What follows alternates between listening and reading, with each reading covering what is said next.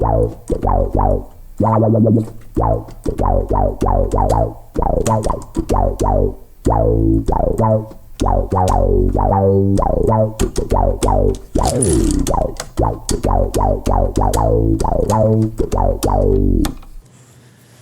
and welcome to episode 47 of Let's Hear It. Today's guest is Adam MacDougall, and we're going to talk about Moog synthesizers, specifically the Mini Moog. He has a 1971 Model D. Moog synthesizers, invented by Robert Moog in the 60s. His name is spelled M-O-O-G. It's fun to say Moog, but apparently the correct pronunciation is Moog. So the original Moog synthesizer was a big giant thing with a patch bay with filters and all kinds of crazy stuff, and famously known from the Beatles' Abbey Road album on Because and Maxwell's Silver Hammer, and most famously, I suppose, on Here Comes the Sun. And then all kinds of records featured Moog synthesizers in the 70s, prog rock records, all kinds of them. And the current wizard of the Moog is Adam MacDougall. So hello, Adam. Hello. Happy to see you. Happy to see you too. So tell us when you first got into the Moog. I know that you grew up in Brooklyn. You've played in the Black Crowes, Chris Robinson Brotherhood, and right now the Circles Around the Sun is a fantastic instrumental band that features a ton of your songs and musicianship. And when did you first get into the Mini Moog? I had always seen them because I was obsessed with Funkadelic and P-Funk after I was obsessed with jazz, and then realized I didn't have the stamina nor the patience to practice enough to be a great jazz musician. Bernie Worrell from P-Funk and Funkadelic played a lot of Mini Moog, and I saw live concerts from back in the day, and I saw this thing, and it looks so specific, and it's, it looks great. And I did, a little research pre-internet and figured out how many other records it was on, and, Yes Records, it was Rick Wakeman's main acts, if you will. I wanted to find one, and a friend of mine had one. I was in a band with him. He was older than me, and he had one that was put into a rack mount, so it didn't look like this, but it was the same guts, made the same sounds, had the same knobs, and I used that for years. I was young when I got it, so I was very lucky. And then maybe, 10 years ago, another friend gave me this one. And I have been using this ever since, and it is my favorite. So it's kind of the only synth I'm slightly knowledgeable on. I noticed you call it a Moog. I do, because it's, like you said, it's way more fun. It rolls around the mouth like a Jolly Rancher of synthesizers. Yeah, Robert Moog should have just said, or Moog, he should have just said, my name is Moog.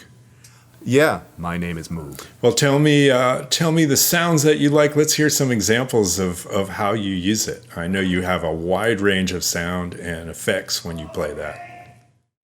I do-ish. I kind of stick to one sound when I play with, say, Circles Around the Sun live, or with the Chris Robinson Brotherhood live. It's a similar sound. It kind of sounds like this.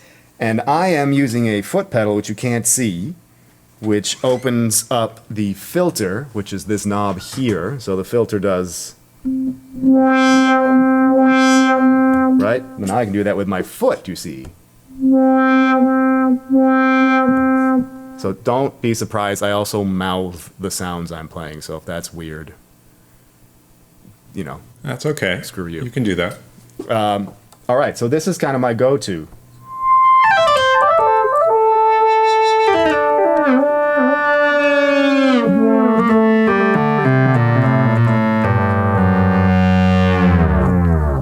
That's my go-to, and you can adjust little bits of it so you can make it a little more talky. Wow.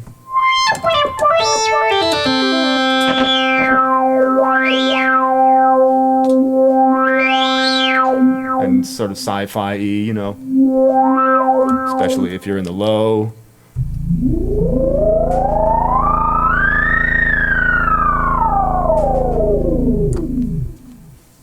Fun. Wow. That's so okay. So that's my go-to sort of lead sound. And then outside of that, almost anything is possible with this thing. So you can add another oscillator in.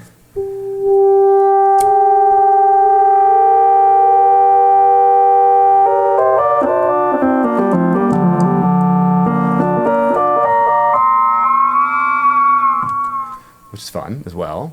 I usually don't do that. Unless for studio stuff, I do all sorts of things because, yes, in the studio, I get more into the working of the knobs to make crazy sounds. But live, it's mainly this with some modulation, which you can change the speed of, you know. Which is also fun to make helicopter sounds, which sound like this. So if you have any sort of reoccurring Vietnam War dreams, this won't help.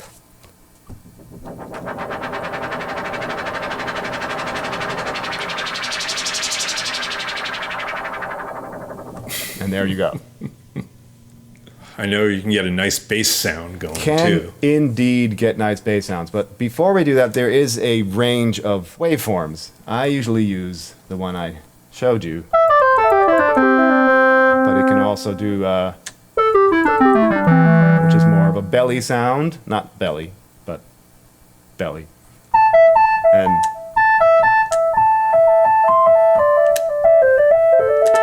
I tend to use this.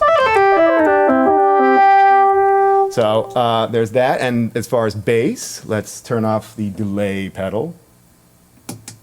And let's bring the octaves down. Wink, wink.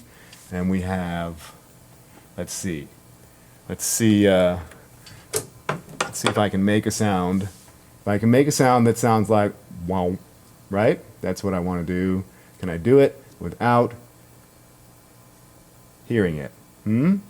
Grand test. Let's on that. Doot, doot, doot, doot, and doot, doot, doot. There we go. Right? So Yeah. that's your bassy stuff. So, you know.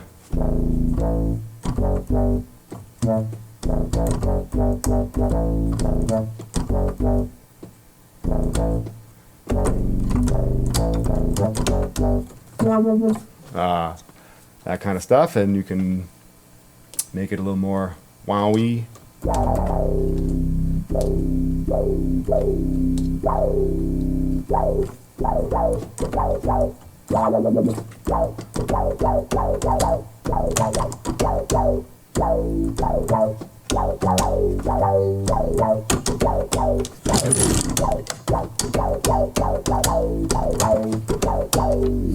And there's other basses. There's more of a dubby type of low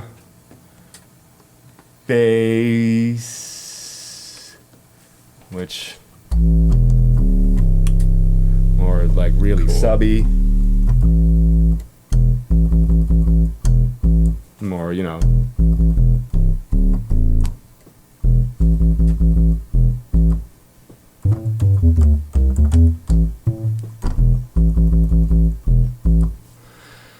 Fun as well. Any sort of bass sound. They were the bass. All Stevie Wonder's, not all, a lot of the Stevie Wonder records that he played all the instruments himself on, Talking Book and the like, Intervisions. A Moog was used for the bass. I think it was the giant one you were talking about earlier, but plenty of people have used this. Definitely Bernie Worrell for a lot of the P-Funk bass lines. That song Flashlight was this, you know. Not really the sound for that, but it was this. Lots of bass, and still, it's one of my favorite things to do is play bass with one of these. Is a joy. when you play live, I know you play through amplifiers. And in the studio, do you do that as well, or do you go direct into the board? No, actually, live, I do play through an amp, but that's only so I can hear it. It's run through a direct box, so the direct sound from this is going to the front of house guy. So, because an amp, if you put that kind of low end bassy stuff through an amp, unless it's a really powerful bass amp, it's going to distort and it's going to kind of mess the speakers up a little bit. So we run it direct live so that you can really get the kind of low end that will make you poo-poo your pants, which is a thing that happens. And especially at festivals with the big speaker racks, sometimes the security guys, not usually for us, but some shows security guys wear diapers because they'll inevitably poop their pants when the low end to the giant speakers comes. That's the truth. Wow. So yes, direct. Who knew that maybe security guards at festivals and concerts can get Depends endorsements? They can. So next time you see a security officer being kind of asshole-ish, you can just imagine that they're wearing a diaper. Works for me.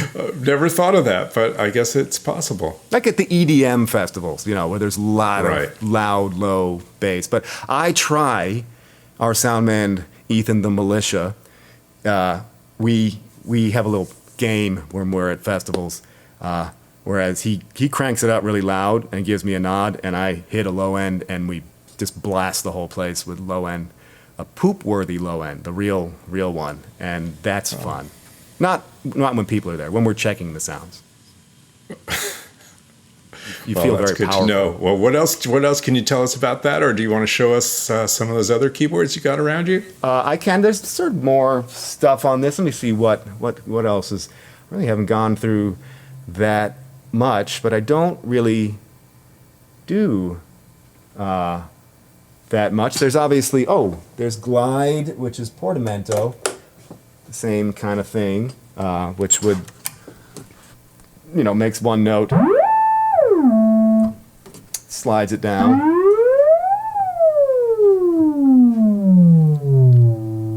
And you can kind of have the spooky Halloween type sounds. Wait.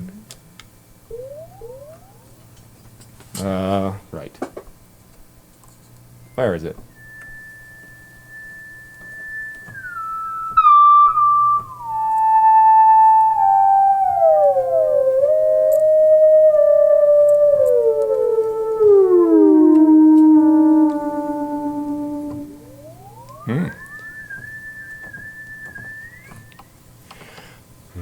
Scared you. Yeah, it's UFO alien music. yes. And so this is my favorite thing. This is all the leads, oftentimes on records, because this only plays one note at a time. So otherwise you can't play chords. Play one note, try and play another, won't work. Although if you play the note below it, it'll... So one of my tricks, which is very simple, is to do that.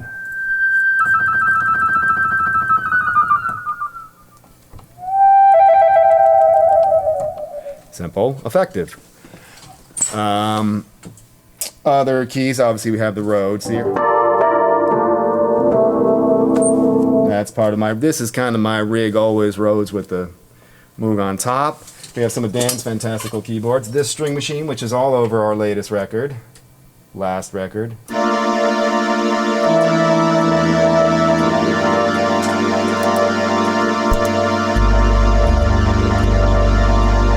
So, what is that? That is a Krumar orchestrator.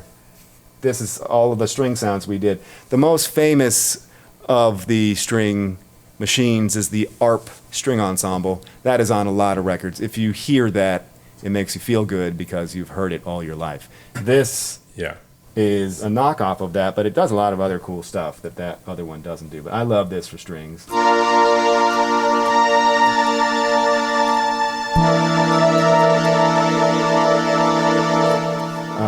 And then this is a Prophet 5, which we will be using more of. It also does great bass, so, you know.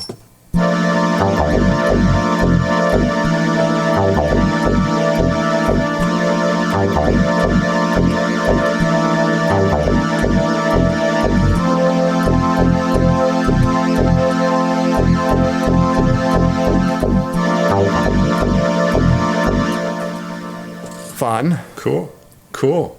This also does. I really like that Krumar. The Krumar is great. And we are now, this may make analog purists a little angry, but we are now going into FM digital territory with a Yamaha DX7, the keyboard that killed this keyboard. Because this weighs a lot, and this doesn't. So when this came out and could sort of passably do, sound like this, people just ditched these. And when I was a kid in New York, these were everywhere. You could pick one of these up for $50. They couldn't almost pay you to take them because there were so many of them. And everyone had these things. And so I hated these things because they killed my favorite gear. Now, I kind of like them. So they're very specific sounds, very digitally.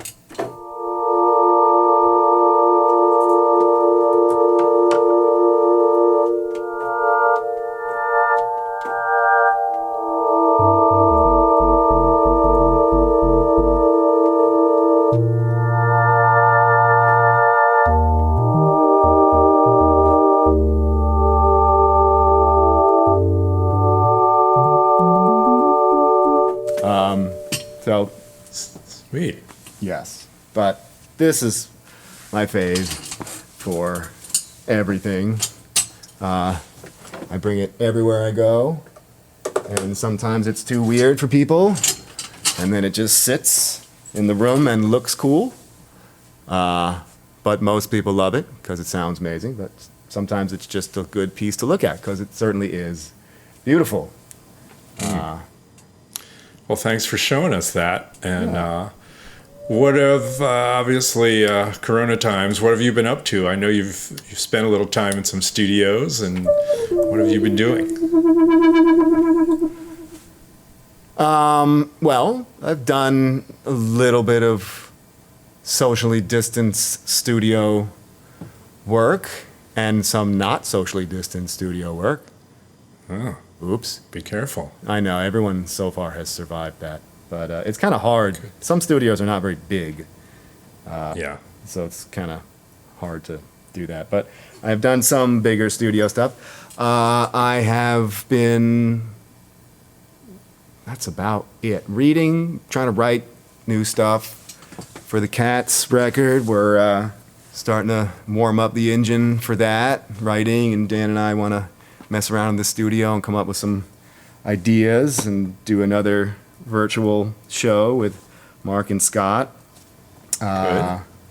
And so, yeah, writing, being outside, and trying to be a healthier person and a better person.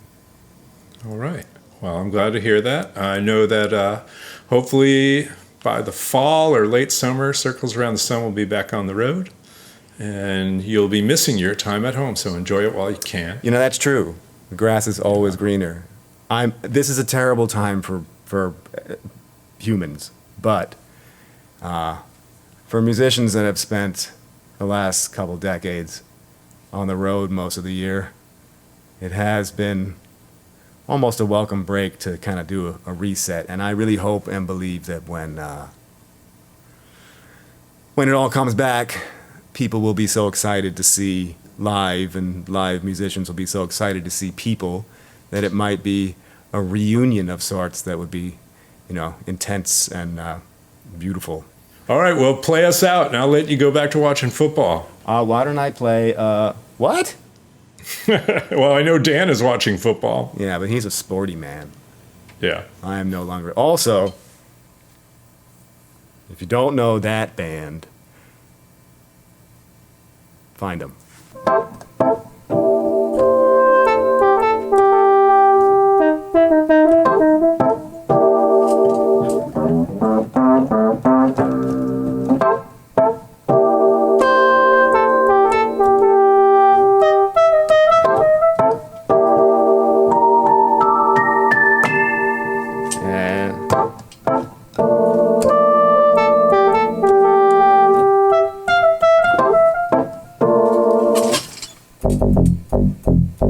Hey!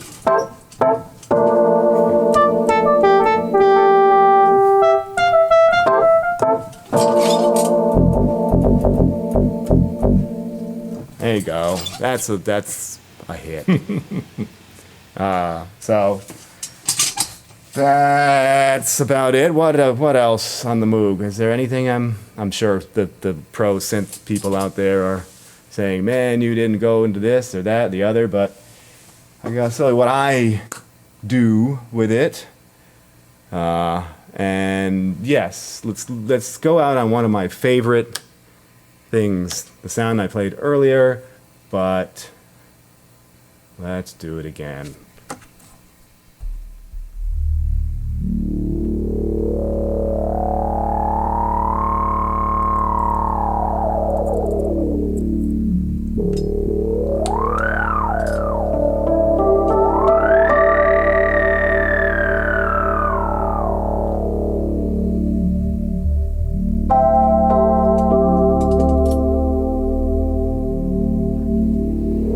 Simple, but relaxing and very sci-fi.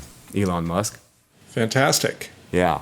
Well, he's the apparently the wealthiest man in the world now. He passed Mr. Amazon guy, Jeff Bezos. He did, yeah. Yeah. All right, well, I hope you get to make outer space music for him someday, and I hope to see you soon. You too. All right, bye. Bye.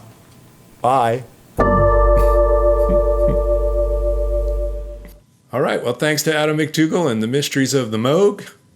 The Moog? He calls it Moog. It's supposed to be called Moog. Check back in the next couple days for the next episode of Let's Hear It.